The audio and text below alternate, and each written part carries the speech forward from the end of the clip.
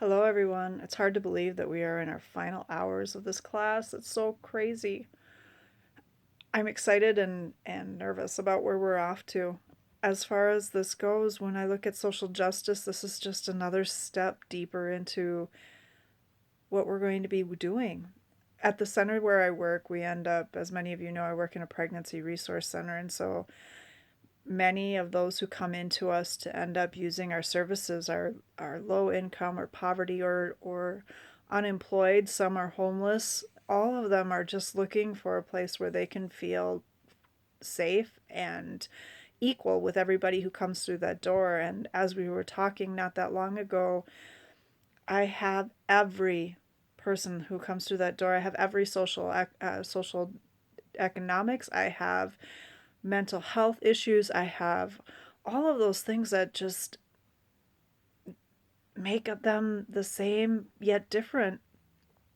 So when we think about ourselves as we're going into to counseling and we end up thinking about what social justice looks like for us, it's that piece of knowing that we are taking care of everyone that comes through our door equally. It's wanting to make sure that everybody has that chance to come into us without those judgments, without those fears of, because I'm on welfare, I'm not going to get as great a care as the person who pays for it outright. And so that becomes one of those situations where we have to be careful how we move forward in our values. And as Christians, it becomes even more so. Jesus ended up, when he was asked in Matthew 22, Teacher, which of these is the greatest commandment? Jesus responded by saying that love your God with all of your heart, all of your soul, and all of your mind. And the second is just as great, to love your neighbor as you love yourself. That's where the golden rule comes from. And in the article, we are told that that golden rule as a counselor needs to end up being stepped up, in the fact that, do unto others as you would have a counselor do unto you. And so that's an awesome thought.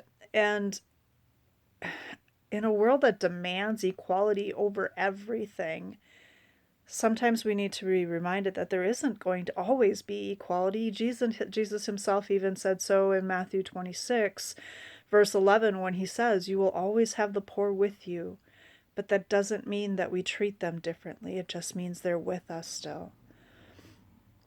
I think our values as Christians, if we can end up going back to the Matthew 22, verses 36 through 40, to love our God, to love Yahweh with all of our heart, all of our soul, all of our mind, that will keep us connected to that social justice of how we can end up loving our neighbors as ourselves, and sometimes even a step above that.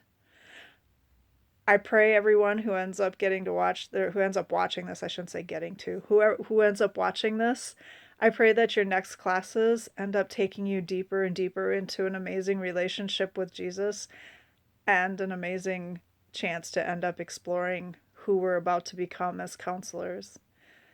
Have a great time, guys. Bye.